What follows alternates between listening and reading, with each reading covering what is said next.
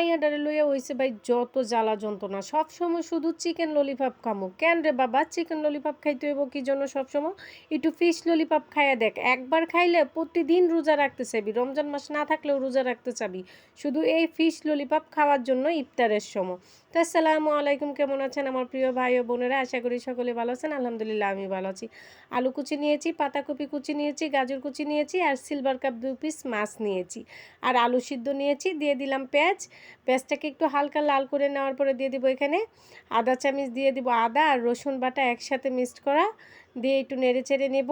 তারপরে এখানে আমি দিয়ে দিব গাজর, যেটা সে গাজরটা আগে দিয়ে দিব, গাজরটা একটু নেড়ে চেড়ে নেব। আসলে বাচ্চারা হয়েছে কি জানেন, যে খাবারটা যখন তাদের মুখে স্বাদ লাগবে তখনই সে খাবারটা খাবে। ওরা যেহেতু বাচ্চা মানুষ, তারা কিন্তু একটু চিকেনটাই বেশি পছন্দ করে, কিন্তু আপনারা কিন্তু চাইলে বাচ্চাদেরকে এভাবে ফিশ ললিপপটাও বানিয়ে খাওয়াতে পারেন। এখানে আমি হাফ চামচ হলুদের গুঁড়ো দিয়েছি, হাফ চামচ ধনিয়ার গুঁড়ো, পরিমাণ মতো লবণ, কটার চামচ দিয়েছি হলো গোলমরিচের গুঁড়ো, দিয়ে ভালোভাবে এগুলোকে মিক্সড করে নেব। সমস্ত উপকরণগুলোকে সুন্দরভাবে একটু ভেজে নেব। তারপরে দিয়ে দিব কাঁচামরিচ, একটু স্বাদ এমনকি ঘ্রাণের জন্য দিয়ে দিব এখানে আমি ধনেপাতা কুচি, দিয়ে সুন্দরভাবে এটাকে ভেজে নেব। নামানোর আগে এটাকে আমি দিয়ে দিব যে মাছটা আমি কাটা বেছে রেখেছি, সে মাছটা আপনারা কিন্তু যে কোনো মাছে এখানে দিতে পারেন, কোনো সমস্যা নেই।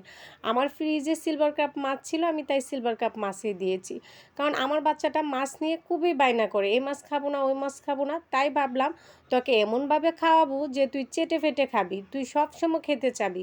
তাই যে বাচ্চারা আছে আমার বাচ্চাদের মতো, যারা মাছ খেতে পছন্দ করে না, তাদেরকে কিন্তু চাইলে এবারের রমজানে এই রেসিপিটা তৈরি করে খাওয়াতে পারেন। শুধু বাচ্চাদেরকে না, বড়দের জন্যও কিন্তু তৈরি করে নিতে পারেন। তো এখানে দিয়ে দিলাম সিদ্ধ করা আলুটা, তারপরে এখানে দিয়ে দিলাম আমি হাফ কাপ ময়দা, তারপরে এখানে দিয়ে দিলাম চিমটিখানে আমি বেকিং পাউডার, দিয়ে ভালোভাবে এটাকে মেখে নেব। এভাবে সুন্দর করে মেখে নিতে হবে। দেখতেই পাচ্ছেন আমি কিভাবে মেখে নিচ্ছি। তারপর একটু লবণ কম মনে হলো, আমি আর একটু লবণ দিয়ে দিলাম, দিয়ে দেখেন এরকম গোল গোল শেপ করে আমি এটাকে এখন ভেজে নেব। তো বাচ্চারা কিন্তু এই ললিপপটা খাওয়ার পরে অনেক খুশি হয়ে যাবে, কারণ আমার মেয়ে খেয়ে অনেক খুশি হয়েছে। সে বুঝতেই পারে নাই এটা চিকেন নাকি এটা মাছ। সে তো অবাক হয়ে গিয়েছে যখন আমি তাকে বলছি যে এটা মাছ দিয়ে বানিয়েছি। তাই বলতেছি, আপনারা কিন্তু অবশ্যই আপনাদের বাচ্চাদের জন্য এবারের রমজানে ইফতারের সময় আপনারা এই রেসিপিটা রাখতে পারেন, ওদের অনেক পছন্দ হবে আশা করি। তো মাশাআল্লাহ দেখেন কতটা সুন্দর হয়েছে, আর প্রত্যেকটা একদম কি সুন্দর ফুলে ফুলে হয়েছে।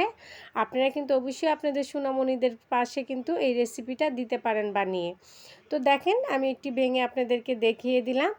তো এই পর্যন্তই ছিল আমার আজকের এই রেসিপিটা। যদি আপনাদের ভালো লেগে থাকে তো অবশ্যই একটি লাইক করবেন, কমেন্ট করবেন, শেয়ার করবেন। আর প্রিয় ভাই বোনগুলোকে বলছি একটু বেশি বেশি করে শেয়ার করে দিও। আর যারা ইউটিউব থেকে দেখছো তারা আমার চ্যানেলটিকে সাবস্ক্রাইব করে রাখবা, পাশে থাকা বেল আইকনটিকে ক্লিক করে দিবা, যাতে আমার নতুন যে কোনো ভিডিও আপডেট হওয়ার সঙ্গে সঙ্গে তার